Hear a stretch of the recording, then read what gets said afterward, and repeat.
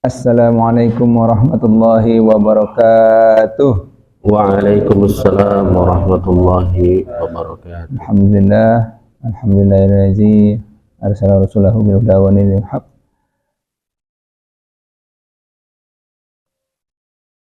Asyhadu an la ilaha illallah wahdahu la syarikalah wa asyhadu anna Muhammadan abduhu wa rasuluhu la nabiyya ba'dah. Allahumma shalli wa sallim wa barik wa karim ala sayyidina wa maulana Muhammad Allahumma shalli wa sallim wa barik wa ala alihi wa ashabihi ajma'in, amma ba'd. Teman-teman, marilah kita panjatkan segala puji dan syukur kita kepada Allah Subhanahu wa taala atas segala limpahan dan karunia yang telah kita terima sampai detik ini. Nikmat sehat, nikmat iman, nikmat Islam, nikmat segala nikmat yang secara sadar nggak sadar kita terima sampai kita bisa melangkahkan kaki kita istiqomah melaksanakan sholat subuh berjamaah, dan kita lanjutkan dengan kajian subuh ini. Mudah-mudahan dengan keistiqomahan kita ini salah satu tanda diampuninya kita diampuni kita dari segala dosa yang telah kita lakukan. Amin ya rabbal alamin. Dan mudah-mudahan segala amal ibadah kita yang sedang maupun yang akan kita lakukan diterima Allah Subhanahu wa taala. Amin ya rabbal alamin. Segala puji dan syukur, segala salawat serta salam semoga tercurah limpahkan kepada junjungan kita Nabi besar Muhammad sallallahu alaihi wasallam beserta para keluarga, para sahabat dan para pengikut-pengikutnya sampai akhir zaman, dan semoga kita yang hadir dan keluarga kita mendapatkan syafaat dari beliau di alam akhirat nanti. Amin ya rabbal alamin. Singkat saja kajian kita pada hari ini, alhamdulillah telah hadir Ustaz Ahmad Dhani. Kebetulan beliau masuk pagi juga, dan juga saya juga masuk pagi. Pagi gitu pagi. Ya, alhamdulillah telah hadir dan akan menyampaikan sharing mengenai Riyadhus Shalihin. Mudah-mudahan apa yang beliau sampaikan dapat menambah ilmu kita, ilmu agama kita, dan ketakwaan kita pada Allah Subhanahu wa taala. Pada beliau, silakan. Assalamualaikum warahmatullahi wabarakatuh.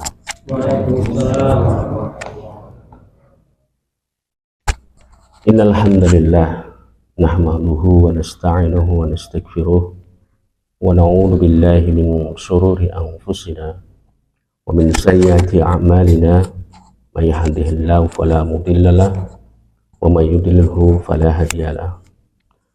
Asyhadu an la ilaha illallah wa asyhadu anna Muhammadan abduhu wa rasuluh. Allahumma salli wa sallim wa barik ala sayyidina Muhammad wa ala alihi wa sahbihi wa man tabi'ahum bi ihsanin ila yaumiddin.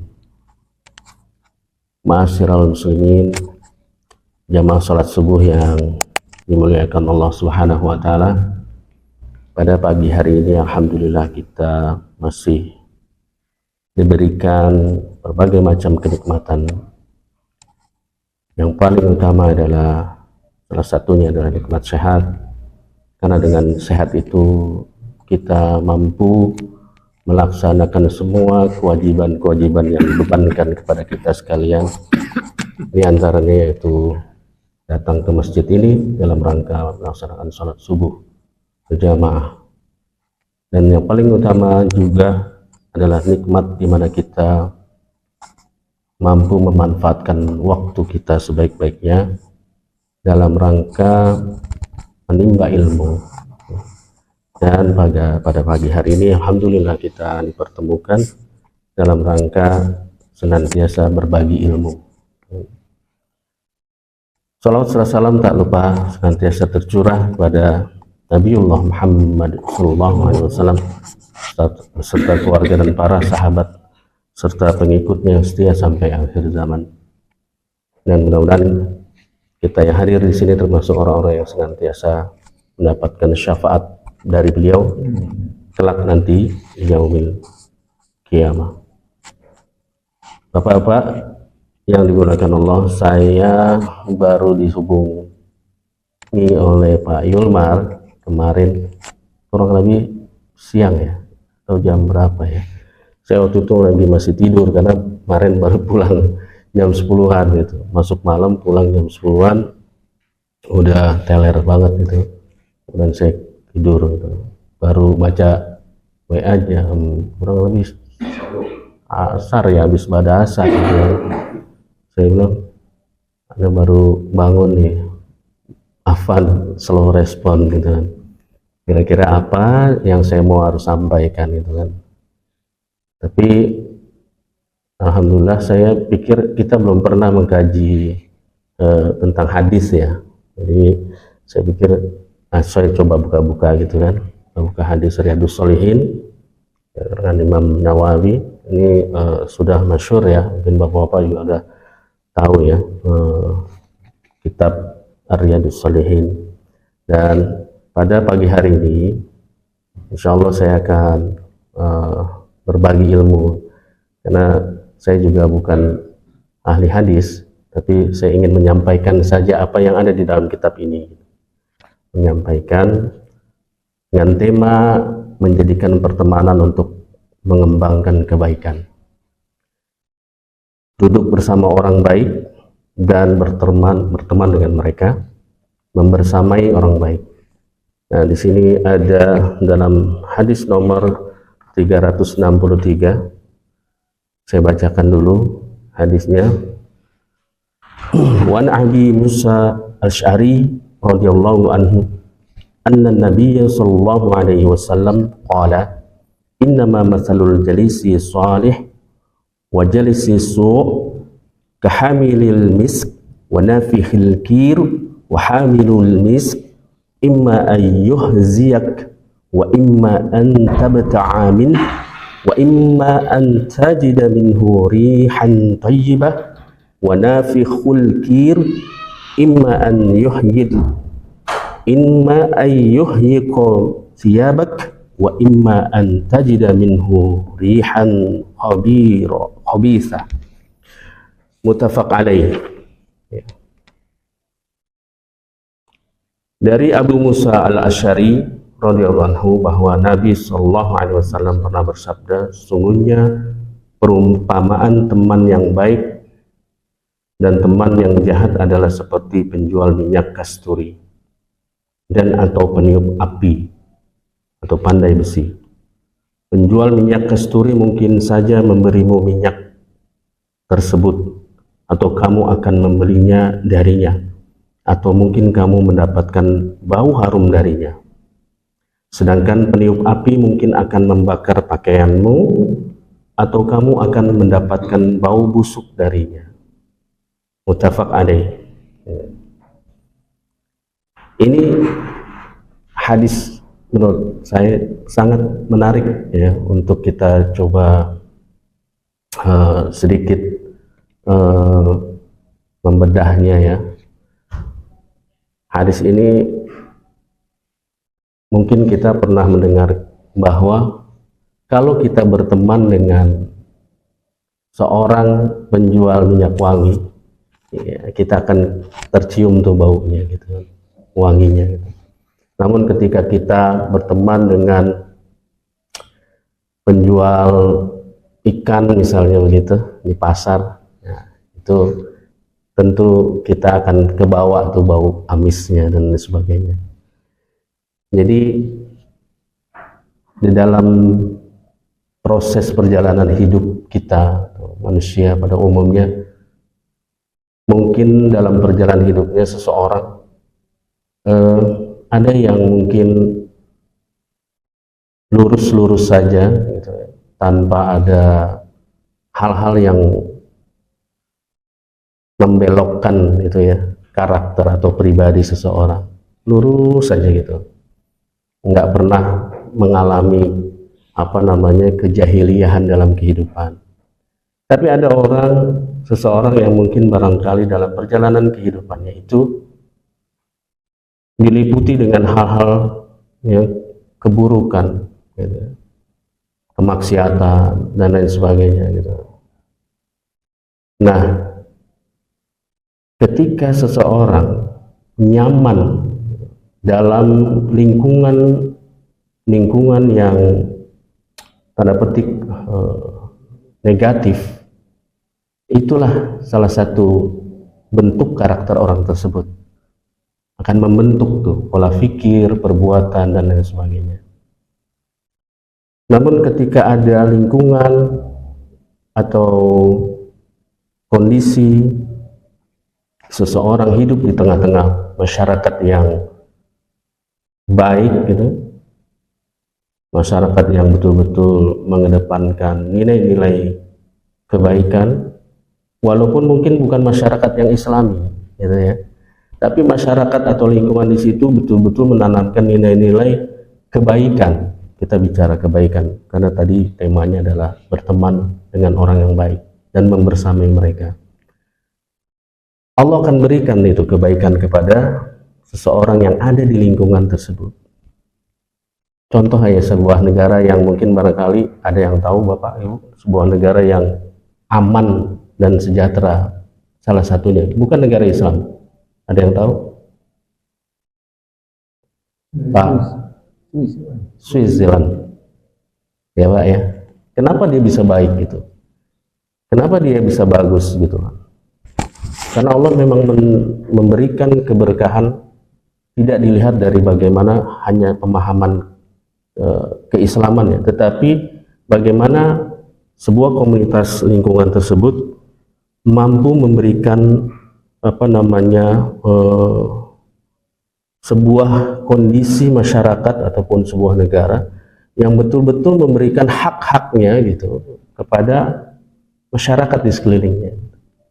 Hak itulah yang membuat Allah berikan karunia kebaikan ataupun keberkahan di sebuah wilayah tersebut.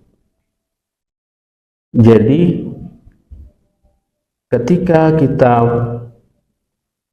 bisa melakukan hal-hal itu, kebaikan-kebaikan dan lain sebagainya, itulah karakter kita. Pada kesimpulannya Pak adalah ketika kita nyaman melihat ya, keburukan atau kemaksiatan sebuah lingkungan, nah itulah yang akan membentuk karakter kita. Saya masih ingat dulu waktu saya belum betul-betul mempelajari atau mengenal nilai-nilai Islam gitu ya. Anggaplah waktu zaman jahiliyah, itu saya nggak punya tuh pikiran bahwa itu dosa besar gitu ya. Ini kita bicara zaman jahiliyah. Tadi saya bilang tidak semua orang itu lurus-lurus saja gitu kan. Pasti orang itu pernah mengalami hal-hal yang buruk. Nah, sebaik-baiknya orang ketika ia pernah mengalami keburukan kemudian hijrah, bertaubat, nah itulah sebetulnya kebaikan seseorang, dilipur dari hal itu. Nah, pada saat itu saya nggak merasakan apa-apa, itu santai-santai saja gitu, hal-hal yang kelalaian, nggak sholat 5 waktu apalagi di masjid gitu kan, itu nyaman-nyaman aja gitu. Namun ketika kita sudah kemudian mengenal Islam kembali ya kan, kemudian melakukan hal kewajiban yang disyariatkan, maka itulah hal yang baik pada diri seseorang. Namun ketika ada orang gitu atau seseorang dia tidak nyaman gitu berada di lingkungan yang baik, nah kita balik lagi gitu, kita kembalikan, kebalikannya adalah ketika orang tersebut tidak nyaman gitu dengan hal-hal yang baik dalam kehidupan atau lingkungan, ada apa gitu dengan orang ini gitu, tidak menyukai hal-hal yang sifatnya mengajak orang kepada kebaikan ya. Seperti misalnya di lingkungan pengajian seperti ini, sholat segala macam, nggak nyaman orang tersebut gitu. Duduk pun gelisah gitu. pengen buru-buru selesai gitu, atau ada perasaan dengki gitu kan, melihat kebaikan-kebaikan seorang, misalnya dalam prestasi-prestasi kebaikan, beramal soleh dan lain sebagainya, dia nggak suka gitu kan, bahkan boleh dibilang memusuhi gitu kegiatan-kegiatan positif itu. Nah itulah pertanyaannya, ada apa dengan orang tersebut. Jadi perkara bergaul, ya, berteman dan lain sebagainya ini menjadi sesuatu hal yang amat sangat penting di dalam kehidupan kita. Tadi pada awal kita sudah membicarakan tentang bagaimana kita mencari teman, dan simpulannya adalah bagaimana kita mampu gitu kan, sebaik-baiknya mencari teman atau partner, orang yang bisa dijadikan teman dan sahabat, tentunya adalah orang-orang yang senantiasa memberikan warna dalam kehidupan kita. Tadi Ba'da Isya kita ngobrol sama Pak di sini gitu kan, tentang pergaulan anak-anak kita dan lain sebagainya. Saya pikir kita tetap harus bersyukur ya, dan alhamdulillah gitu ya, kita berada di lingkungan yang insya Allah di Panorama Residen ini sudah bisa dikatakan memiliki warna gitu kan. Artinya orang tua anak-anak kita ini, dan bersyukur juga kita berada di sini gitu. Tentunya insya Allah kita ini adalah, mudah-mudahan ada orang-orang yang baik ya, orang-orang yang memberikan warna kebaikan di dalam kehidupan. Pengurus DKM juga berkomitmen bagaimana memberikan fasilitas-fasilitas untuk anak-anak kita, kajian dan lain sebagainya. Ini harus kita syukuri ya, bahwasanya belum tentu seseorang itu cocok dengan lingkungannya gitu. Boleh tanyakan teman-teman kita di sini gitu, tetangga-tetangga kita gitu, kalau ditawari pindah misalnya ke perumahan lain dan sebagainya, mereka paling tidak menyampaikan di lingkungan Panorama Residen itu sudah bagus gitu kan, sudah bagus. Artinya anak-anak juga sholat di masjid juga nggak diusir-usir sama bapak-bapaknya gitu, paling kalau galak-galak nih Pak PI doang gitu kan ya, itu galak sayang gitu kan. Nah, galak sayang walaupun bentakannya gue ngagetin kita gitu, orang tua gitu kan. Nah ini yang harusnya kita syukuri gitu ya, meskipun barangkali bapaknya atau orang tuanya itu sebetulnya nggak ada yang sholat di masjid tapi mereka pada akhirnya kalau kita tanyakan di dalam hati mereka, fitrah kebaikan itu tentunya pasti ada di dalam diri manusia ya. Dia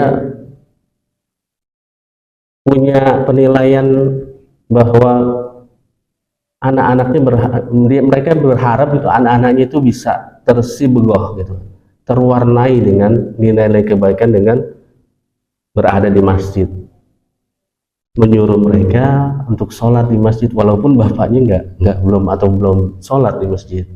Nah ini kan adalah fitrah gitu ya. Jadi betapa pentingnya lingkungan atau pertemanan dengan orang-orang yang baik. Tadi malam kita ngobrol sama Pak Han, sama beberapa saudara-saudara kita, betapa lingkungan di pesantren itu adalah lingkungan yang amat sangat steril gitu kan ya. Kenapa kita bisa atau mau menitipkan anak-anak kita di lingkungan pesantren? Karena memang berharap gitu kan, mereka itu terwarnai dengan nilai-nilai yang memang kondusif di pesantren ya kan? Amat sangat steril, terjaga. Kalau ditanyakan kenapa nggak di sekolahan umum gitu kan gitu, ada yang bisa jawab Pak kenapa gitu kan, kenapa nitipin di pesantren gitu Pak Adi gitu. Pertanyaannya, jawabannya ya kan? Tentu kan berharap bahwa anak-anak kita itu mendapatkan ilmu agama yang cukup untuk bekal kehidupan di tengah masyarakat nanti, kan begitu kan. Nah, kehidupan di masyarakat itulah nantinya yang akan menguji mereka gitu. Apakah mereka survive dengan istiqomah atau malah justru kemudian akhirnya tersibgoh ya, terwarnai dengan nilai-nilai yang amat sangat boleh dibilang kalau udah keluar itu kan, udah keluar ke dunia yang sebenarnya, kantor, kuliah, organisasi dan lain sebagainya, itulah sebetulnya kehidupan yang sebenarnya gitu dalam tantangannya di zamannya, kan begitu. Nah, ini sebetulnya apa namanya, sebuah perhatian sebetulnya, bagaimana mencari teman atau berteman dengan orang-orang baik itu amat sangat penting ya kan buat kita.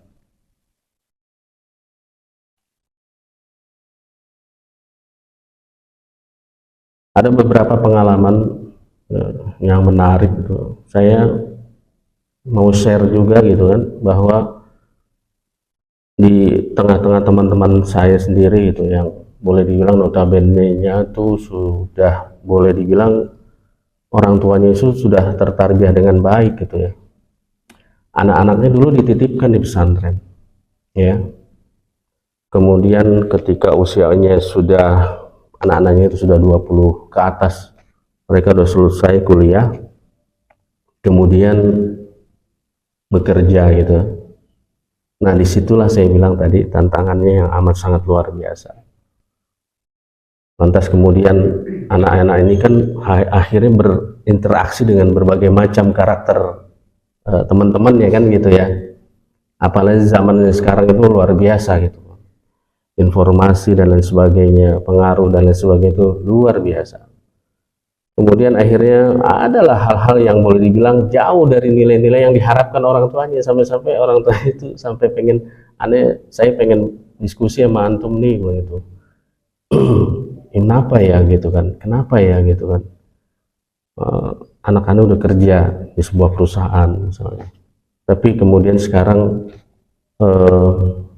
udah kenal tuh sama namanya vape, nge-vape kan? Udah kenal tuh namanya rokok, ya kan? Terus gimana pembinaan di lingkungan atau di rumah dan lain sebagainya? Nah, ini jadi PR orang tua gitu. Sejauh mana komunikasi dibangun, sejauh mana pesan-pesan moral yang disampaikan kepada anak-anak kita. Saya masih ingat juga waktu pas lulusan ya, wisuda anak saya yang pertama setelah dari pesantren itu, dari ketua yayasan ya, dekan, seorang profesor itu menyampaikan pesan-pesan kepada anak-anak yang sudah mau lulus itu, pesan yang amat sangat membekas sebetulnya buat siapapun yang pada saat itu mendengarkan, bahwa bermohon menjaga nilai-nilai yang sudah dibangun di pesantren, ya kan? Jangan jauh dari Al-Quran, ya kan? Jangan jauh dari orang-orang yang betul-betul mengajak kebaikan, karena ketika kalian jauh nak, kata dia bilang itu, kalian akan terlepas satu demi satu, kalian akan menghadapi tantangan zaman sebenarnya ketika kalian nanti ada berada di luar lingkungan pesantren. Pesan itu sangat membekas pada saat itu. Saya sendiri dengarnya itu luar biasa, ini dalam banget gitu kan. Nah, itu pun saya selalu merefresh atau mereview atau memberikan selalu mengingatkan anak saya itu yang lulusan pesantren. Jadi ingat pesan apa yang dulu disampaikan oleh ketua yayasan pada saat itu. Nah, itu harus kamu bawa gitu loh. Karena memang sangat berat, Pak. Betul-betul zaman sekarang itu zaman di mana anak-anak kita berada di lingkungan yang sebenarnya itu sebetulnya itulah sebenarnya tantangan yang luar biasa. Jadi perhatian ini penting buat kita orang tua, senantiasa mengarahkan anak-anaknya dengan sebaik-baiknya, Tujuannya adalah bagaimana anak-anak kita atau mungkin kita sekalian berada dimanapun lingkungan kita, kita justru sebaliknya kita bisa mewarnai mereka, mewarnai masyarakat, tentunya dengan bekal ilmu, ya, dengan bekal pengetahuan. Makanya kan kalau nasihatnya beberapa ulama kita ya, ketika kita mau ngaji gitu, ngajilah dengan mursyid, dengan guru, ada guru. Kalau YouTube itu hanya sekedar tambahan saja ilmu, tapi kita perlu adanya seorang guru yang membimbing kita, gitu, yang bersanad tentunya gitu. Jadi gak serampangan ilmu itu dari mana dasarnya kan gitu. Supaya apa? Supaya kita betul-betul punya pembimbing dengan sebaik-baiknya kita. Ya. Sebelum penutup, saya akan membacakan beberapa literasi yang lain gitu ya, dari beberapa hadis juga. Ruh-ruh itu ibarat pasukan yang kokoh, dihimpun dalam kesatuan. Bila dia saling kenal, akan bertemu bersatu. Bila saling tidak kenal, akan berpisah. Hadis riwayat Muslim. Ruh-ruh itu jiwa ya, setiap insan itu artinya. Ruh atau jiwa itu saling mengenal menurut tabiat, karakter atau wataknya masing-masing. Mereka akan mencari orang yang setipe dengan mereka. Maka manusia yang baik tentu akan rindu kepada yang baik pula. Sebaliknya manusia yang buruk dan jelek tabiatnya akan condong kepada yang sejenis dengannya. Itu tadinya cenderungan orang itu akan terbawa terus, Pak. Apalagi kalau udah masuk ke ideologi. Kalau ideologi itu kan udah masuk ke otak, langsung ke hati, sulit sekali untuk membentuk itu. Makanya tidak main-main ketika kita punya anak ataupun teman ataupun saudara, ya, karena sesuatu yang masuk ke dalam otak langsung ke hati ini amat sangat berat, karena ideologi, keyakinan gitu ya. Jangan sampai keluarga kita tanpa kita sadari berkenalan dengan ideologi yang amat sangat jauh dari nilai-nilai yang disyariatkan oleh Islam, ya. Nah, kalau sudah masuk ke dalam hati itu sulit, Pak. Ideologi itu sampai mati pun dia akan tetap ke bawah. Intinya ini penting sekali buat perhatian pada kita. Jadi seseorang itu akan mudah disatukan berdasarkan kecenderungannya. Orang yang baik akan condong kepada orang yang baik, dan orang yang jahat akan condong kepada yang jahat. An-Nawawi ada beberapa nasihat di dalam sebuah hadis Imam Nawawi juga. Oleh karenanya ada sebuah doa yang cukup bisa kita amalkan untuk kita. Ini doanya sebagai berikut: Rabbi habli hukman, ya. Rabbi habli hukman walhiqni bis-salihin. Ya Rabbku, berikanlah kepadaku hikmah dan masukkanlah aku ke dalam golongan orang yang saleh. Jadi lagi-lagi doa ini amat sangat kuat ya, amat penting buat kita dan keluarga kita. Penting artinya dalam kondisi zaman yang amat sangat sudah sedemikian. Kalau saya bilang ini zamannya sudah di penghujung menjelang akhir zaman ya. Jadi ibaratnya zamannya amat sangat penuh dengan fitnah. Jadi berharap kita senantiasa terhubung dengan Allah gitu kan, senantiasa berdoa, memohon kepada Allah, ya kan, untuk anak-anak kita dan untuk kita tentunya juga sama, gitu. Agar senantiasa dijaga hati kita untuk senantiasa terus-menerus berupaya beramal soleh meluruskan niat kita di dalam setiap amal-amal itu, kemudian menguatkan hati kita semua untuk istiqomah dalam kebaikan sampai akhir hayat kita.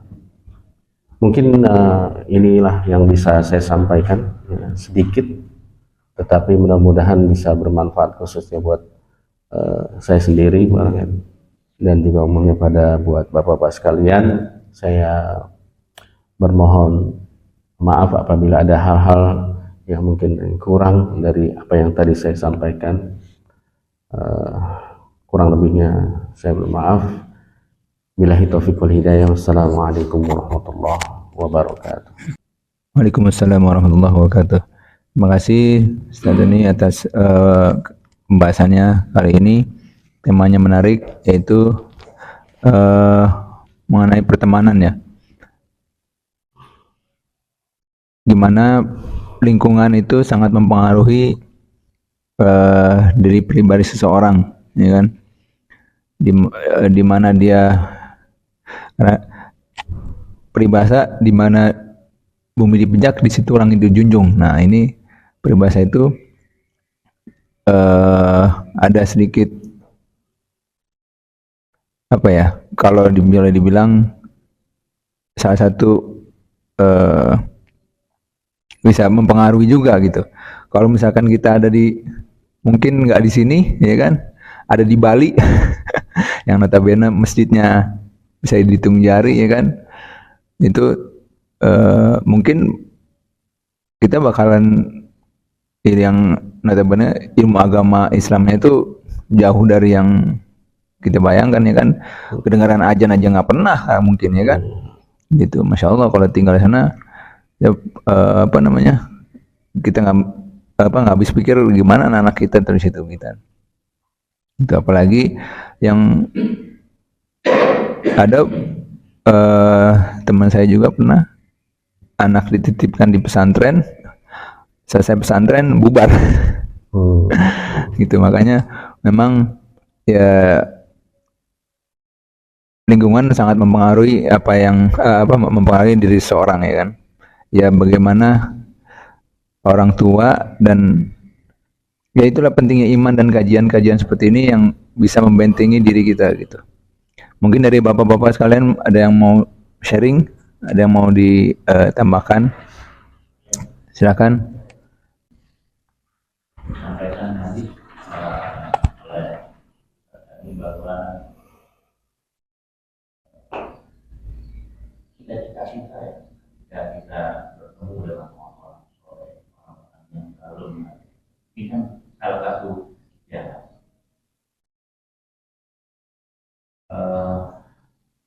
kita itu melihat kondisi sekarang yang sangat prihatin sekali, terus dua tanah.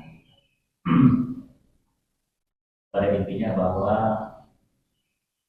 pendidikan itu ada tiga. Ada pendidikan keluarga, pendidikan formal, mungkin sekolah dan sebagainya. Yang ketiga adalah pendidikan lingkungan yang sampaikan Pak Ilman.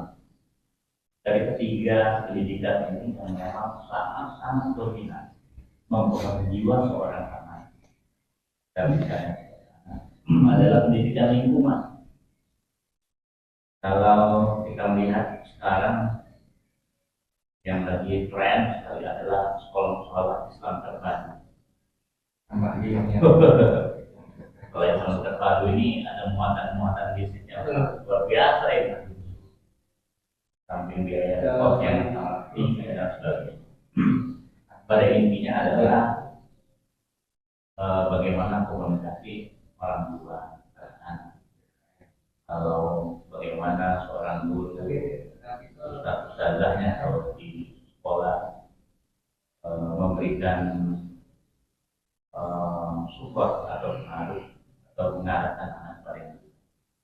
Dan yang lebih lagi adalah ketika anak ini berkomunikasi atau di lingkungan di mana dia berinteraksi.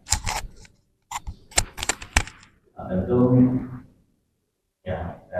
yang untuk pendidikan lingkungan sangat mempengaruhi jiwa seorang mungkin orang tua sudah sangat luar biasa memberikan alat pembinaan dan sebagainya, sekolah juga seperti itu. Kesimpulannya adalah kembali kepada anak itu, bagaimana dia bisa nanti membentengi. Nah, kalau yang kami sadari tadi kan, nanti sekolah Islam atau di pondok pesantren, ketika dia menimba ilmu, kemudian dia kembali kepada masyarakat, hakikatnya itu tidak bisa mempersiapkan anak bukan bagaimana nanti hidup di masyarakat itu sesungguhnya. Hakikat dia memiliki ilmu bisa membentengi, dia bisa memberikan kontribusi pada orang masyarakat, pada masyarakat. Jadi adalah bagaimana anak itu sendiri mampu dan bisa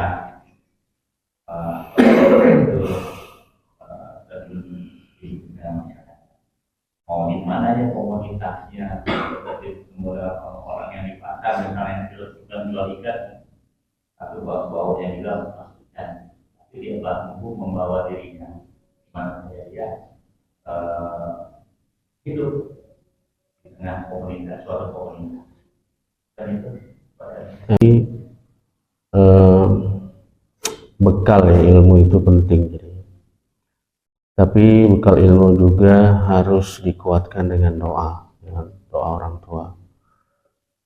Betapa berat ya orang tua yang mungkin berharap dulu anak-anaknya itu menjadi anak-anak yang menjadi harapan orang tua gitu kan ya.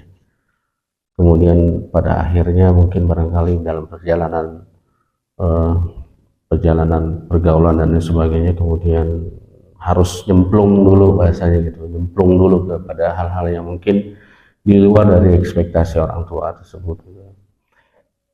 Saya gambarkan, saya ceritakan pengalaman-pengalaman yang real saja, misalnya gitu ya, dulu almarhum dari mertua saya gitu, itu kan seorang tokoh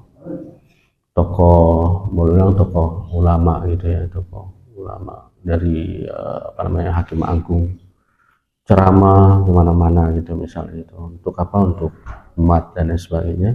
Kemudian suatu ketika ada salah satu anak gitu ya, kakaknya istri itu kemudian tanpa disadari gitu sempat nyemplung juga gitu kan, mengenal barang-barang haram gitu kan. Itu shocknya minta ampun Pak. Itu seorang tokoh, kemudian tiba-tiba anaknya itu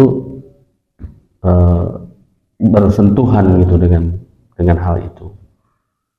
Praktis Pak, beliau langsung kemudian istilahnya introspeksi gitu, ada apa gitu, ada yang salah gitu, apa yang salah gitu dalam mendidik itu mereka, padahal tidak kurang gitu ya nilai-nilai di rumah itu tadi ya kan ya, keluarganya sangat bagus gitu ya, menerapkan nilai-nilai, contoh dan sebagainya, tidak juga keras gitu kan. Bahkan kalau saya nilai orang tuanya itu udah bagus sekali gitu kan. Tapi itu tadi kan saya bilang, anak istri itu kan ujian ya kan, fitnah ya, pasti diuji dengan hal itu. Kemudian introspeksi diri, ada apa nih. Akhirnya praktis beliau udah mengurangi jadwal-jadwal ceramah tuh, ya kan? Akhirnya Pak fokus kepada komunikasi tadi gitu. Jadi penting benar Pak. Jadi ketika nanti ini naudzubillah min dzalik, jangan sampai nanti anak-anak kita mungkin harus nyemplung gitu kan. Tapi kalau nyemplung juga itu adalah ujian orang tuanya. Lagi-lagi disitulah kapasitas kita sebagai orang tua diuji, sejauh mana kita mampu menjadi media untuk anak-anak kita.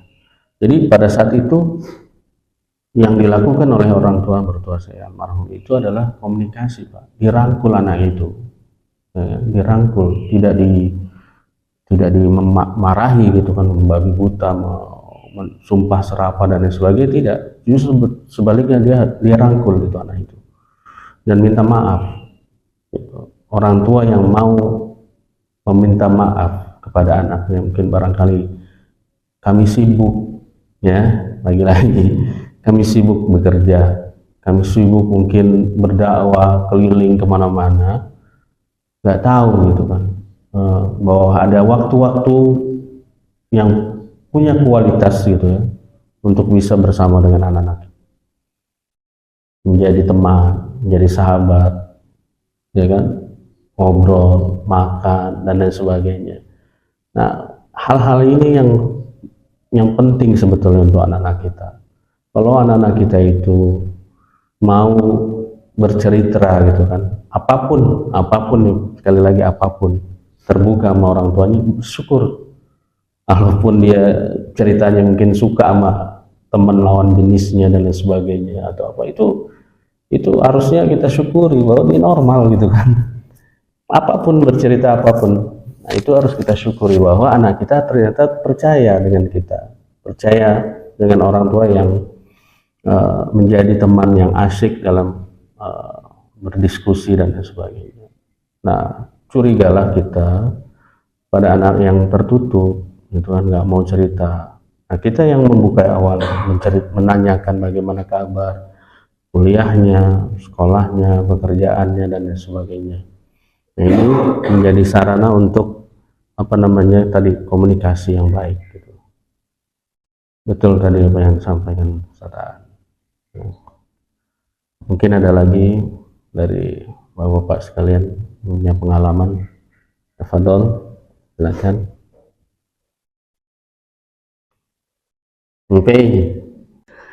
Alhamdulillah wa ni'matillah, pada ahad subuh ini kajian tentang masalah kitab Riyadhus Shalihin yang dibawakan oleh Bapak Ustadz Dani Ahmad Dani.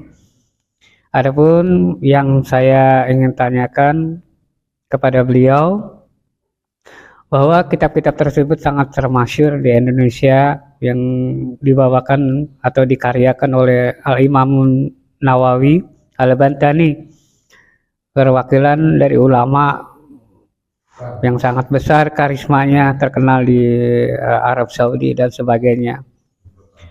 Yang saya pertanyakan, hadis-hadis tersebut memang adalah suatu hadis sahih-sahih, pilihan-pilihan dari ittiba, taklidnya, takhrijnya, dan juga taklidnya para ulama-ulama, dan sampai sekarang sebagai landasan untuk berfatwa dari ulama-ulama temporer yang termasyhur. Nah, hadis-hadis tersebut itu banyak kandungan yang dalam arti istilah kata hadis maudhu, hadis doif, ataupun hadis palsu. Yang saya tanyakan Pak Ustadz Dani, ada sebagian orang-orang yang tidak bertanggung jawab menyebarkan hadis-hadis yang doif ataupun palsu untuk menyiarkan agama Islam sesat. Jadi seolah-olah itu adalah hadis sahih. Bagi orang-orang awam pasti seperti itu. Seperti contoh yang lagi viral di media sosial itu masalah sunnah Rasul. Setelah saya telusuri itu sebenarnya tidak ada ataupun nggak ada hadis tersebut yang dicari ataupun ditemukan gitu. Itu apakah dari segi sanad, matan, atau perawinya, masalah sunnah Rasul pada malam Jumat itu. Terima kasih. Tadi saya sudah sampaikan bahwa saya bukan orang yang faqih dalam ilmu hadis, ya. Saya hanya membacakan hadis Imam Nawawi. Tadi Bang Pei bilang ada Imam Nawawi itu Al-Bantani. Ini kalau saya baca di dalam ini, beliau bukan dari Banten. Beda lagi itu. Ya, Al-Bantani ada lagi, Nawawi Bantani ada. Tapi Imam Nawawi di sini bukan yang tadi dimaksud Bang Pei. Imam Nawawi ini lahirnya di Suriah, di desa Nawaw. Oleh karena disebut Nawawi. Ya, beliau wafat di Suriah, di Nawaw. Orang tua beliau itu Sarah bin Mari An-Nawawi. Jadi bukan yang tadi yang dimaksud Bang Pei.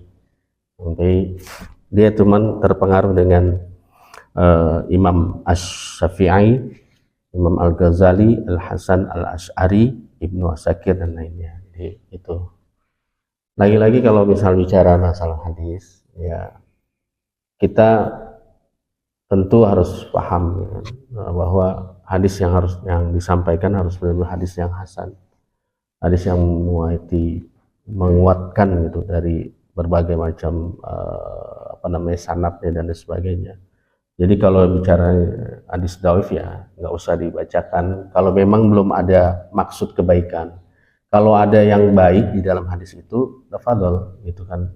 Kalau ada kebaikan, tetapi kalau memang banyak hal yang justru mengada-ada nanti di dalam muatannya itu ya nggak usah jadi pijakan gitu. Pijakanlah kepada hadis yang hasan gitu ya, yang betul-betul sudah masyhur ya, seperti Riyadhus Shalihin dan sebagainya. Baik, itu ya jawaban saya. Mungkin yang lainnya bapak-bapak untuk Waalaikumsalam warahmatullahi wabarakatuh. Terima kasih atas waktunya untuk menambahkan disinggung tentang pendidikan anak. Saya sangat tertarik sekali karena bahwa anak hari ini adalah merupakan pemimpin di masa yang akan datang. Oleh karena itu kita tidak coba-coba di dalam memberikan pendidikan kepada anak, tidak main-main tetapi harus serius ya. Terutama di dalam memilih, menyeleksi sekolah mana yang tepat kan gitu buat anak kita, karena supaya tidak salah kesananya, alurnya, arahnya, dasar-dasarnya, tujuan daripada sekolah itu sendiri dan lain sebagainya. Oleh karena itu sangat bijaksana sekali kalau kita itu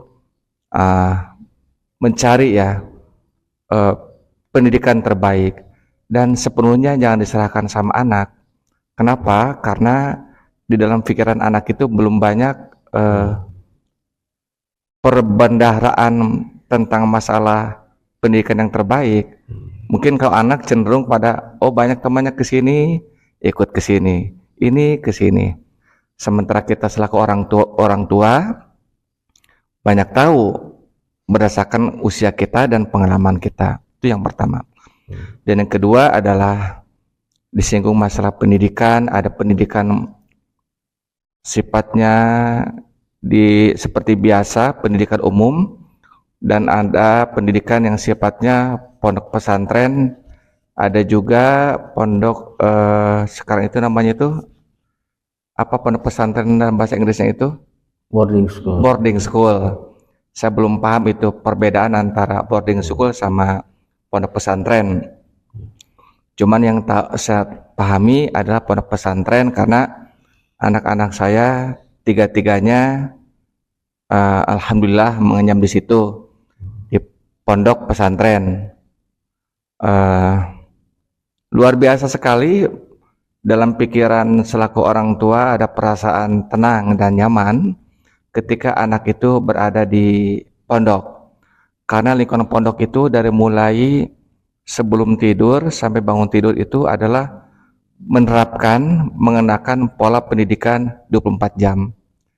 Semuanya terschedule, terjadwal, hampir tidak ada waktu yang sia-sia.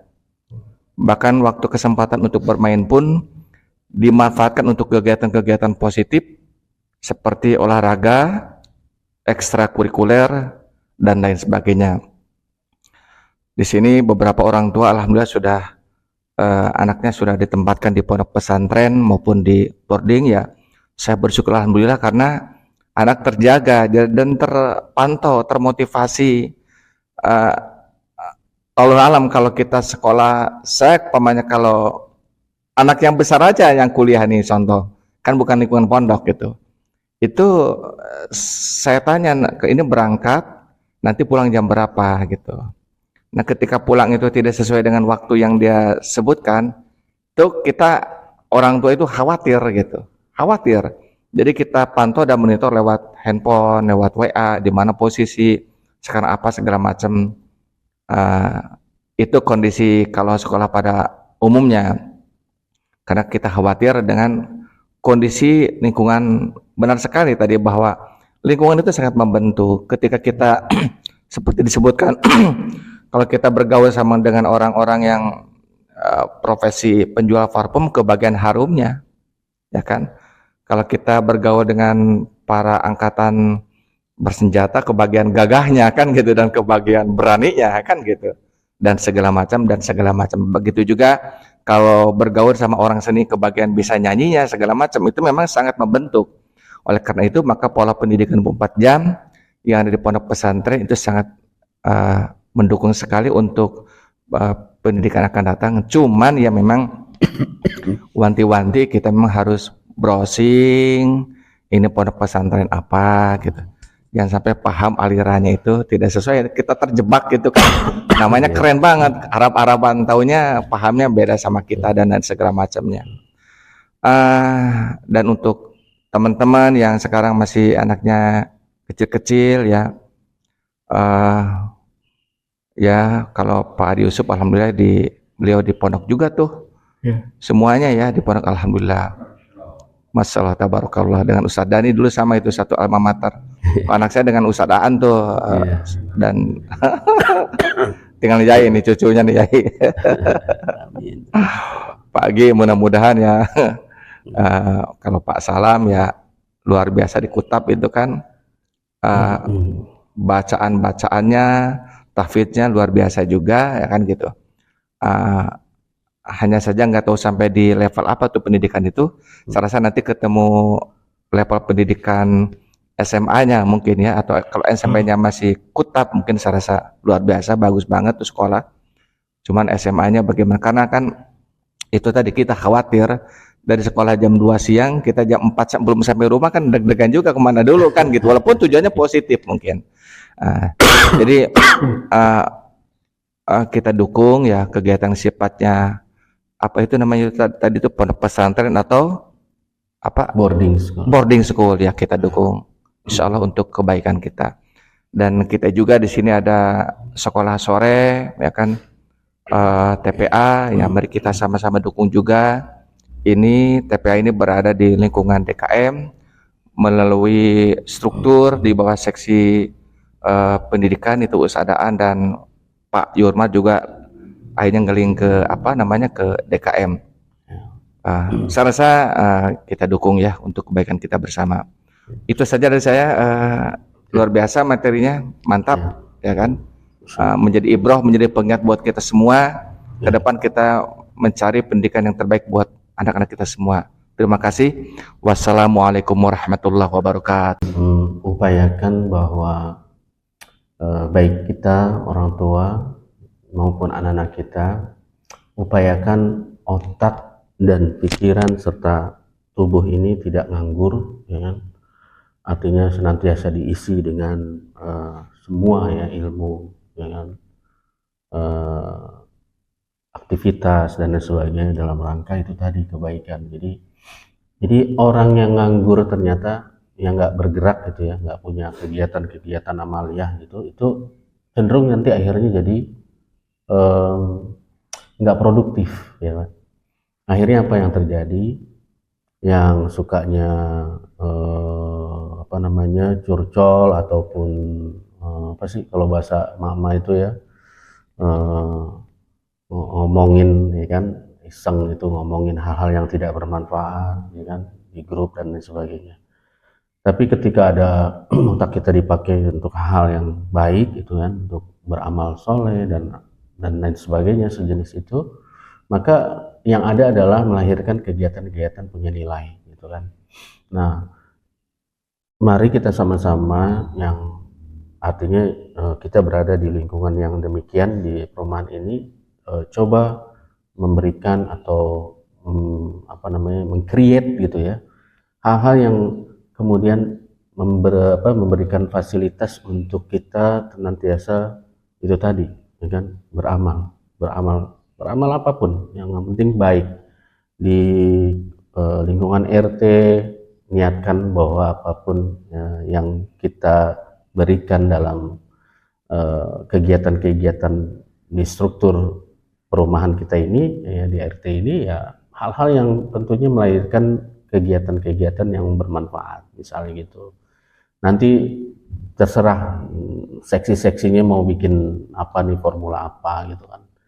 Nah, di kegiatan di DKM saya lihat sudah mulai baik ya, bertambah lagi kegiatan-kegiatan pengajian anak-anak remaja. Dan saya pikir kalau kita mulai memperhatikan bagaimana regenerasi itu anak-anak remaja kita tuh, saya pernah ngobrol sama anaknya Pak Aris, Pak Amir ya kan, mereka udah dewasa-dewasanya, udah remaja-remaja itu, mereka pada dasarnya mau tuh Pak kalau dilibatkan untuk hal-hal yang menjadi tanggung jawab mereka, misalnya kegiatan apapun sosial masyarakatan ataupun urutan-urutannya, turunan-turunannya, libatkan terus mereka. Jangan buat mereka itu nganggur gitu loh, jangan buat mereka itu kemudian akhirnya mereka itu cenderung kepada hal yang nggak bermanfaat. Saya terus terang seneng itu ngelihat anak-anak main catur gitu loh. Iya Pak, duduk di sana ya, main catur, mereka otak mereka kepake untuk beraktivitas hal-hal yang sifatnya berpikir ya kan, berpikirnya strategis tuh main catur. Saya senang main catur juga, jadi kita tahu nih apa yang mesti harus dilakukan untuk mengcounter lawan gitu dan sebagai berjaga-jaga, bersiap siaga. Kemudian serangan ini harus dipertimbangkan supaya apa, supaya kita bisa terobos lawan gitu kan. Ya, itu otak yang bermain, itu selingan. Artinya mengkondisikan mereka tidak bermain terus-menerus handphone. Kalau udah bermain terus handphone Pak, ya Allah, ya Allah, ini godul basor ini luar biasa nih ya kan, kejahatan kecenderungan mata kita itu kepada hal-hal yang negatif ya kan, itu dahsyat Pak di handphone. Ya Allah, coba Bapak lihat, buka nih, cek lihat apa nih, nongol itu iklan itu iklan maaf ya, iklan mesum Pak. Ya benar Pak dia, ikan mesum itu bisa diakses Pak, ini di handphone. Jangan dikira Bapak Ibu ya, Bapak tenang itu, nyaman ya, kita akui sendiri gitu. Saya bilang tadi, fitnah kita ini memang masuk di zaman yang amat sangat dahsyat Pak, fitnahnya itu ya kan? Fitnah mata itu kan dari mata turun ke hati. Awalnya dilihat dulu Pak, udah lihat hati bicara, waduh enak juga nih. Nah, anak kita bisa akses kok di handphone. Kalau ada kuota internet udah pasti bisa diakses. Nah, kalau udah seperti itu gimana Pak? Mau membentengi gimana coba? Kita udah capek-capek, guru kita udah dosen kita guru-guru kita, guru-guru anak-anak kita di pesantren udah luar biasa perjuangannya untuk ngebentuk. Begitu keluar ya kan, di rumah dia buka handphone, mulai itu ya kan, perang pemikiran itu, gozul fikirnya di situ Pak. Jadi mari kita memikirkan hal ini untuk mempersiapkan anak-anak kita, pergaulan mereka ya kan, hubungan mereka dengan media dan lain sebagainya, masyarakat dimanapun mereka berada itu dengan sebaik-baiknya, bikin aktivitas yang buat mereka tuh berpikir dan bekerja dengan berkarya gitu kan, sehingga otaknya nggak nganggur, kemudian akhirnya iseng dengan hal-hal yang kurang bermanfaat. Dengan demikian kita setidak-tidaknya sudah bisa mewarnai mereka gitu, mewarnai mereka, lingkungan dan lain sebagainya, insya Allah. Baik, itu barangkali waktunya cepat ya kan. Saya udah harus berangkat lagi menunaikan kewajiban yang lain. Lagi-lagi saya mohon maaf atas segala kekurangan, dan mari kita tutup kajian pagi hari ini dengan mengucapkan istighfar, astagfirullahaladzim, dan alhamdulillahirabbil alamin. Dan kita tutup dengan baca doa kafaratul majelis. Subhanakallahumma wa bihamdika asyhadu an la ilaha illa anta astaghfiruka wa atubu ilaik. Billahi taufiq wal hidayah. Assalamualaikum warahmatullahi wabarakatuh. Waalaikumsalam.